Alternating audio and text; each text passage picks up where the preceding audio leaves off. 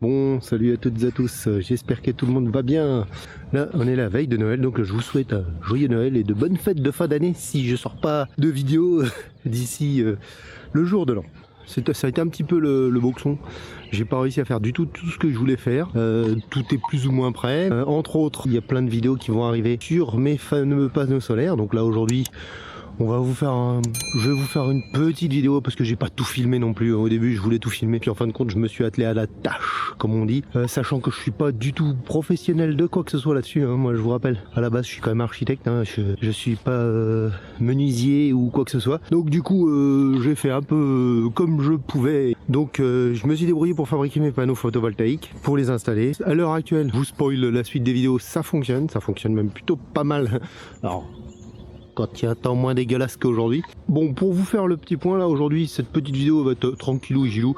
C'est pas pour vous montrer comment on installe des panneaux photovoltaïques. Je pense qu'il y aura vous trouverez des vidéos plus intéressantes que ça. Pour vous faire un petit tour très rapidement de comment je fais, voilà. Ensuite, il y aura une autre vidéo sur ma structure de panneaux photovoltaïques qui vous montrera exactement comment ça fonctionne et comment je les ai dessinés sur Revit. Donc là, on fait des petits coups doubles.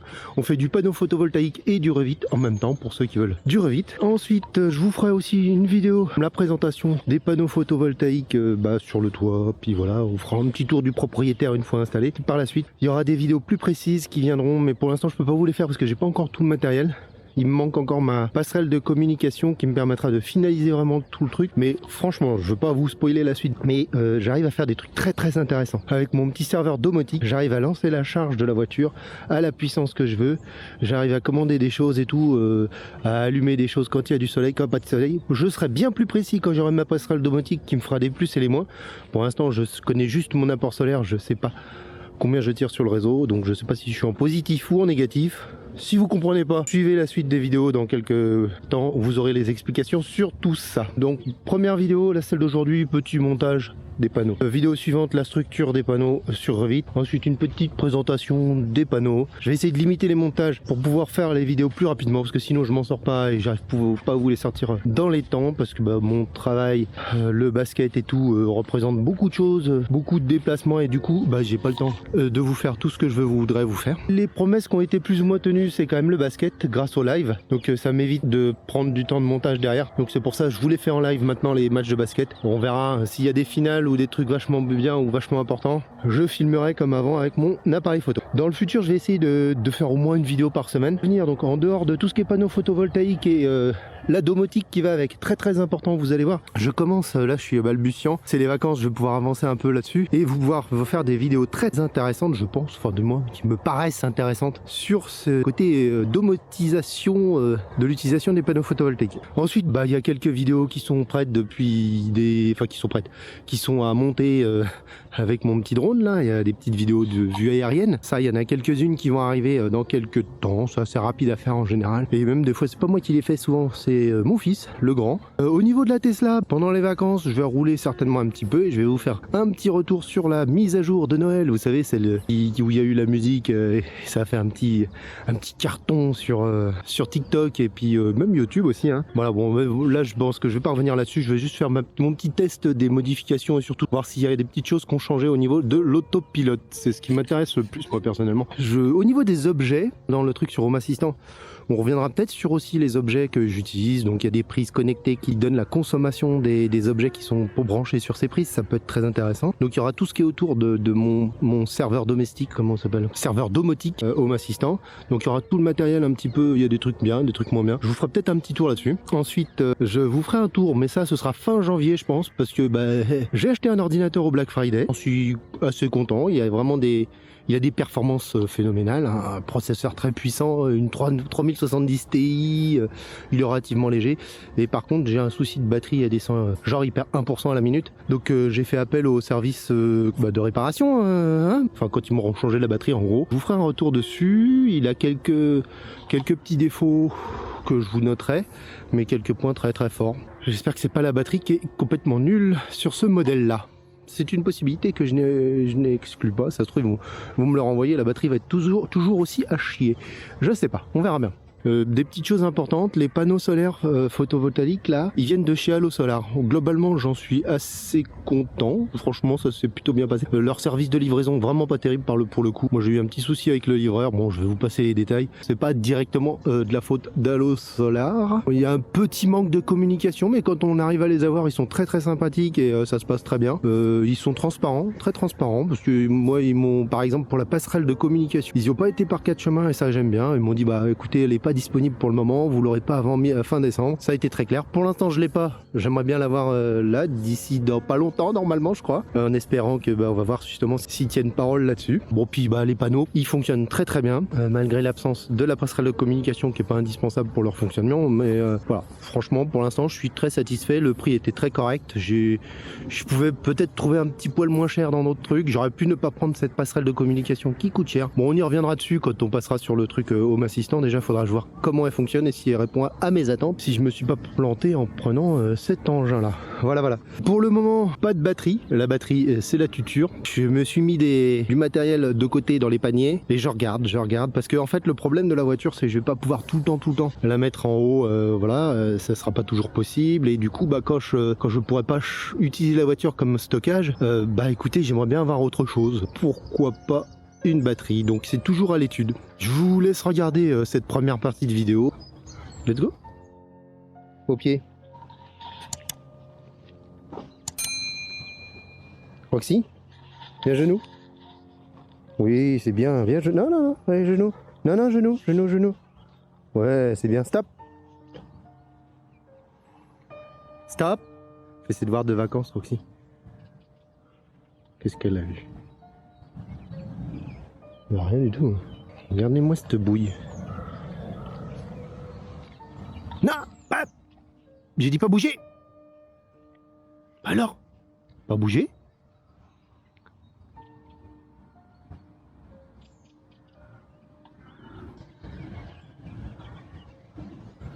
Allez, viens au pied. J'ai dit au pied, attention. Ouais, c'est pas mal ça, Madoune, c'est bien. C'est bien. Allez, va. Ah, c'est la fête, c'est les vacances. Oula. C'est qui est parti comme ça? Elle a besoin de se défouler, la fille. Ok. Bon, voilà. Ce qui est bien avec Adobe de Bordeaux, c'est que les petits coups de folie, ça dure pas super longtemps. On est parti pour installer nos panneaux photovoltaïques et je vais vous montrer un petit peu tout comment je vais faire mon bidouillage. Là on est en train de se monter un petit établi parce que j'avais besoin d'un établi. Difficile de trouver moins cher, 17 balles chez Leroy Merlin. C'est du dépannage, j'imagine que si t'as beaucoup de travaux à faire, ce truc là, c'est pas du tout fait pour. Alors je vais vous montrer ce qu'on a fait. Bon, en gros on est parti sur un premier prototype, c'est des jambes de force de clôture sur un triangle. Qu'on peut modifier en altitude. On travaille à la chaîne maintenant. Maintenant qu'on a fait notre prototype, on travaille à la chaîne. Il y a Lucas qui me fait les coupes. Puis moi je prends la meuleuse et puis je coupe. Là je fais les petits angles, je fais tout ce qu'on a besoin de faire. Et à la fin on assemblera tout ça avec des écrous, des boulons, des rondelles. On est en train de charbonner dur là. Franchement, fabriquer 6 structures, 36 jambes de force, c'est quand même beaucoup, ça fait énormément de trous à faire. La mèche elle commence à peine sur le premier, elle commence déjà à faire la tronche. Bon, les disques pour la meuleuse ça va. Enfin c'est du boulot, franchement c'est beaucoup de boulot. Essayez de trouver des trucs avec des pré-percés, ça peut être pas mal. Enfin voilà. Bon, écoutez, on continue, je vous ferai un petit point à la fin pour vous montrer ce que ça donne. On retourne bosser. Ça avance, on a presque tout coupé. Après, il faudra tout percer.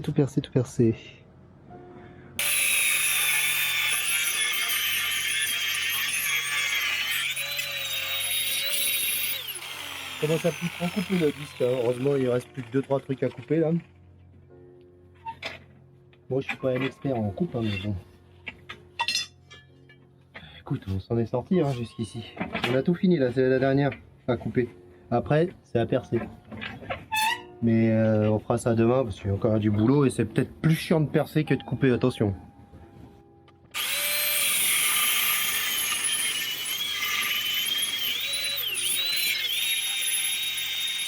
Si jamais ça vous prend l'envie de faire un peu la même chose que moi, je vous montre pas comment utiliser les outils. Je suis pas du tout, moi c'est pas mon boulot, donc prenez pas exemple sur moi, puis prenez pas exemple forcément sur ma structure. C'est juste pour dire qu'on peut se démerder.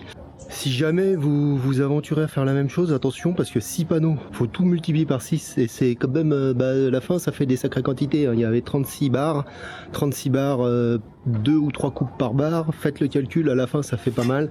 Quand vous calculez à peu près aussi pareil, 4 trous par barre à peu près, ça fait des quantitatifs quoi, ça fait des quantitatifs, c'est du temps, c'est pas évident, c'est fatigant, donc c'est du boulot, hein. Si jamais vous pouvez trouver des barres déjà perforées, pourquoi pas, ça peut énormément simplifier la tâche. Voilà, donc dans tous les cas, attention les gars ou les filles, c'est du boulot. Au final, j'en ai eu pour 250, 300 euros l'ensemble des structures. Qu'en temps normal, faut compter à peu près 100 balles, 100, 150 balles la structure à peu près pour un panneau. Vous multipliez par 6, ça fait on va dire 600, 700 balles, plus les frais de port.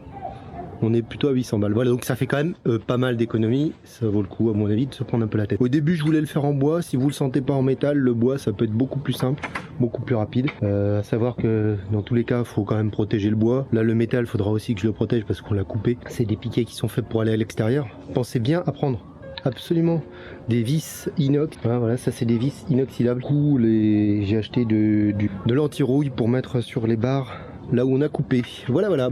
Dans les outils tout bêtes et très utiles, un bon feutre indélébile, ça c'est pas mal. Un poinçon ça peut être bien aussi parce que sinon c'est difficile de percer dans le métal sans gigoter dans tous les sens. Alors moi ce que je fais c'est que je fais un pré-trou avec ma petite perceuse et puis après je fais le gros trou avec la grosse perceuse. Voilà. Ok, voilà, c'est des petites astuces de bolos au passage. Alors on est au deuxième jour, je suis en train de percer les cornières, différents endroits qu'on a marqués, à savoir que c'est encore plus long, pas plus compliqué mais plus long que de couper. Bon écoutez, on va pas passer, je vais pas vous filmer pendant que je perche pendant 10 ans, hein, je vais juste faire 2-3 trous. Et puis voilà quoi, après on va passer à la suite. Là j'ai fait la cornière du bas, pratiquement il me reste une après celle-ci. Après, il me reste la cornière du haut à trouer, la cornière du diagonal à trouer. Et ensuite, il me reste aussi la cornière du bas à trouer pour pouvoir fixer dans le béton. Et là, il y a beaucoup de trous en plus. Là, j'ai 3 trous sur celle-ci. Il y en a une autre, j'ai 4 trous. Il y en a une autre, j'ai encore 4 trous. C'est long. À prendre en compte. C'est long, c'est pas spécialement fatigant, mais c'est long. Ça peut faire un peu d'ampoule parce qu'on force quand même pas mal. Voilà, bon, je continue tout le long. Bon, il m'a bien rendu ce service, ce petit établi. On n'est pas loin d'être usage unique, hein, je veux dire, le truc à la fin il fera peut-être la tronche, peut-être en changeant juste le bout de bois, pourquoi pas, à voir, on verra dans quel état il est à la fin. Mais pour l'instant, franchement, je suis super content de l'avoir acheté, parce que c'est hyper utile, tout seul, ça aurait été vraiment relou. Il aurait fallu mettre des serre-joints, les machins, les bidules, un petit peu chiant. Pour 17 balles, je suis bien content de les avoir mis. Bon allez, je continue mon trou que j'ai commencé déjà. Je fais des pré-perçages avec ma petite visseuse, pour éviter que ça gigote dans tous les sens, parce que j'ai pas de pointeau, et j'ai la flemme d'acheter un pointeau. Un pointeau, c'est pour faire un pré-trou justement pour pas le gigoter dans tous les sens.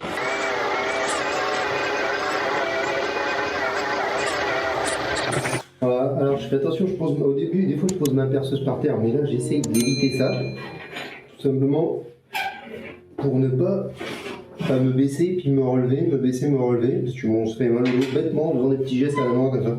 Bon, je suis pas un expert en mal de dos non plus, je suis pas un expert en usage des machines, hein, donc ne prenez pas exemple sur ma façon de percer, je dois faire plein de conneries. Oups, je tourne dans le mauvais sens. Je vais faire la fin. Voilà. Ok, bon il me reste un trou sur un, et après encore une barre. Juste petite astuce, je vais plus vite pour percer, enfin beaucoup plus vite même. Je vais vous expliquer pourquoi. Alors j'ai rajouté ma cornière, je la mets sur un bout de bois que je mets comme ça, et du coup ça permet d'aller beaucoup plus vite pour 2 raisons. Alors déjà, je pense que je mettais pas assez de vitesse, enfin disons qu'en gros la vitesse doit être variable. Quand on perce dans du métal, plus le diamètre est important, plus il faut baisser la vitesse, mais en fait j'allais quand même trop doucement je pense. Et là du coup je peux vraiment mettre beaucoup plus de poids aussi sur le truc. Ah bah attendez, j'ai pas fait mes avant-trous.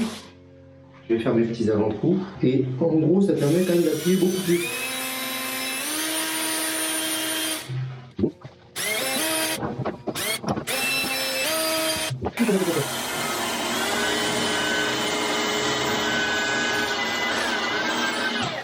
Normalement on est presque au point. Je vais vous montrer ça, petite surprise, de roulement de tambour. Bon, il est un peu dégueulasse, qu'on a mis de l'anti-rouille. sur les barres et puis on avait les mains encore un peu grasses. Alors c'est du verre, hein. Je croyais, je n'avais pas fait attention, mais c'est une dalle en verre. Voilà, voilà. Donc là pour l'instant on a mis, je vais vous montrer ça. Voilà, comment ça fonctionne l'histoire. Donc on a 4 pour l'instant pour la mise en place, on va en mettre que 4. Après je rajouterai des contrepoids, pas du lestage en dessous. Donc je vous montre, quand on met ici et ici, c'est la position hiver. Là on est sur la position intermédiaire printemps ou je sais pas quoi. Et quand on met tout en bas, c'est-à-dire que celui-ci, on le met ici, donc la barre elle descend plus bas. Là, on est en position très plate pour l'été. Donc en gros, on a 3 positions. Bon, au final, on le laissera peut-être sur cette position-là qui correspond, je crois, à 30 degrés. Et 30 degrés, c'est quasiment idéal pour toute l'année. Donc on verra. On verra comment on fait ça. Pour l'instant, franchement, c'est plutôt déjà très très résistant. Pourtant, on n'a pas serré vraiment les vis, vous voyez. On n'a pas encore vraiment tout serré. Ça bouge encore un petit peu. C'est vraiment juste pour voir la mise en place. Ça bouge pas. Franchement ça bouge pas, puis j'ai essayé de le soulever, le truc ça se soulève pas. Le seul truc effectivement c'est peut-être ça vaudrait le coup de rajouter une triangulation. Alors l'idéal ce serait de mettre 2 barres plus un triangle, mais ça fait beaucoup. Mais peut-être juste tout simplement une barre, pourquoi pas la trianguler juste dans les angles, j'en sais rien. Mais pour avoir en fait la bonne distance entre ces trucs là, parce que là du coup on peut bouger un peu. Bon après est-ce que c'est bien grave, je ne sais pas. Je pense que je vais rajouter juste 2 parpaings en tout, parce que là franchement on est super lourd déjà. Entre le poids de l'armature, le poids du panneau qui fait quand même 20 kg, là il y a 10 kg minimum par parpaing, parce qu'il y en a certains qui sont plus lourds je crois. Voilà, et après restait la position de l'onduleur. Je pense que l'onduleur on va le mettre sur cette barre ici, vu qu'il y aura un parpaing ici, on le mettra l'onduleur là-bas. Voilà, et comme ça on pourra le brancher pratiquement sans rallonge d'ailleurs. Ah si, il y aura besoin de rallonge pour le panneau. Enfin voilà, on va voir ça.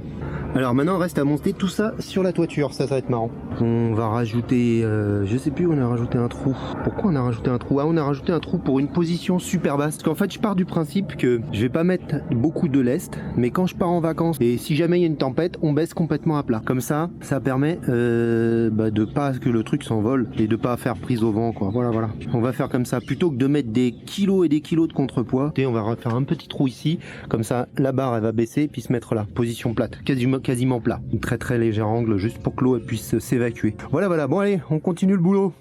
Allez, on a commencé à tout mettre en place là-haut, voir comment ça se passe. Hop. Comment positionner les trucs, et il y a les arbres qui me font beaucoup d'ombre. Il est que 15h même pas. On est en novembre. Et déjà en novembre j'ai pas mal d'ombre. Donc on est en train de positionner tout. Je vais commencer à mettre mes structures sur les parpaings. Positionner correctement les parpaings, puis on va mettre les panneaux. Voilà, voilà, let's go. On est en train de fixer les trucs au parpaing là.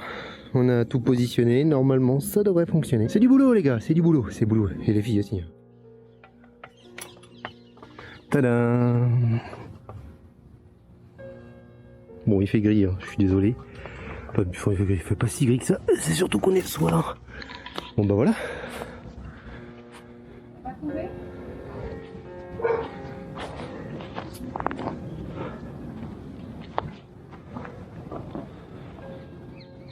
Ils sont plus ou moins tous posés. Il reste tous les écrous à serrer là. À tout vérifier que tout va bien, qu'on n'a rien oublié. Et donc là ils sont en position hiver. Il faudra que je les nettoie aussi parce que j'ai mis de l'anti-rouille sur un petit peu partout là. Sur les barres que j'ai coupées. Voilà, donc à voir, je suis en réflexion à savoir si ou pas on rajoute des parpaings, on verra. Sachant qu'il y a la position 0 et que quand il y a du vent, je les rabattrai. Ce sera pas forcément si utile. Celui-là, il reste à fixer. Vous voyez, c'est pour ça les barres, elles sont pas encore bien. Puis on verra au fur et à mesure s'il y a besoin de rajouter des renforts et tout. Là, je prends celui-là par exemple. Ça bouge pas, hein. Franchement, c'est plutôt bien résistant. Voilà, sachant qu'en plus, rien n'est vraiment serré. Hein. C'est serré à la main pour l'instant. Voilà, donc c'est plutôt pas mal, je suis pas mécontent. On va serrer le dernier bout, le dernier écrou, et puis positionner correctement les trucs. Là, on sera plutôt comme ça ici. Bon, bah, je vais finir ça. Et puis après, il restera les branchements. Je crois que je suis à 45 degrés. Au début, je voulais faire 50 degrés. Et j'ai pas fait 50 du coup. J'ai fait que 45. Bon, on va attaquer rapidement. Alors, je vais pas m'attarder dessus parce que je suis pas électricien et donc je veux pas vous dire de conneries. Alors moi je me suis acheté 2-3 outils parce que c'est quand même souvent que je coupe et que je dénude des câbles et tout. J'ai acheté un dégaineur, ça c'est pour enlever les gaines sans se prendre la tête. Tu mets le truc autour, là tac, tu tournes. Je me suis acheté ça aussi pour dénuder les câbles. Là par exemple celui-là j'ai besoin de le dénuder un petit peu plus long. Tac, bah, vous le mettez dedans. Et voilà. Un petit bout qui est resté. Et alors ça, vous voyez que c'est du câble souple. Et le câble souple, normalement, faut pas le visser directement avec les vis. Parce que c'est pas bon. Ça se l'écrase et tout, c'est pas bon. Il faut mettre une petite... petit sertissage, là, une petite gaine autour. Ces petites gaines, j'en ai acheté quelques-unes. Alors là, le problème, c'est que j'ai toutes les mêmes couleurs. Un peu embêtant. Tac, en gros, vous mettez la gaine dedans. Hop. Vous mettez ça dans la pince. Clac. Voilà, et ça sertit le truc. Et là, franchement, ça bouge plus. C'est absolument génial. Et du coup, après, vous mettez ça là-dedans et ça évite que ça se défasse et ça tient vraiment bien. Hein. Voilà. Bon, bah écoutez, je fais mes petits branchements. Alors ça, c'est des bouchons. Je sais plus lequel va dans lequel, mais peu importe. Alors, en gros, c'est étanche. Après, vous vissez les deux trucs comme ça, l'un dans l'autre. Et ça, c'est un bouchon de terminaison. C'est-à-dire, ça, c'est ce que vous branchez aux onduleurs. Et dedans, ça, c'est pour pas que les fils se touchent les uns les autres. Dedans, il y a des petits compartiments, donc pour vous verrez pas. Du coup, vous mettez ça comme ça pour terminer ça. Voilà. Paf. Et là, vous êtes tranquille. Vous n'avez plus qu'à refermer. C'est étanche et c'est propre. Voilà. Bon, tout ça, c'est fourni dans le kit. Hein. Voilà. Puis ça se branche aux onduleurs. Et après, il y a les panneaux qui se branchent aussi aux onduleurs. Bon, bah, je vais faire mes petits branchements. Je vous montrerai ça une fois que c'est fini. Bon, enfin, si vous avez quelques questions et que je peux y répondre, n'hésitez pas à les poser en commentaire. Bon, bah voilà, j'espère que cette petite présentation du montage des panneaux photovoltaïques vous aura plu. Comme je vous disais, à suivre, il y aura la présentation des panneaux, la présentation de la domotique. Vraiment, je pense que là, je vais réussir petit à petit, avec un peu de pratique, à faire des choses très intéressantes. Ça fait quand même 2-3 mois hein, qu'on a lancé le truc avec mon fils. Bon, on n'avait pas encore les panneaux photovoltaïques, donc... on est en train de les implémenter, mais il y a moyen de faire des choses super intéressantes. Puis bah on va voir comment ça évolue, il y aura toujours des trucs sur Tesla, tout ce que je vous disais en début de vidéo, on fait ce qu'on peut, dès que je peux vous sortir des vidéos, je le fais, le tout avec un petit peu moins de montage qu'avant, parce que sinon je m'en sors pas. Bon bah écoutez, le petit pouce, il n'est pas bleu, hein. Mon pouce n'est pas bleu. Voilà, le petit pouce qui fait plaisir. Je vous dis merci à tous, bonne fête, bonne année si on se revoit pas d'ici là. Et puis joyeux Noël puisque bah c'est demain hein, pour moi. Allez, ciao, bye bye les gens.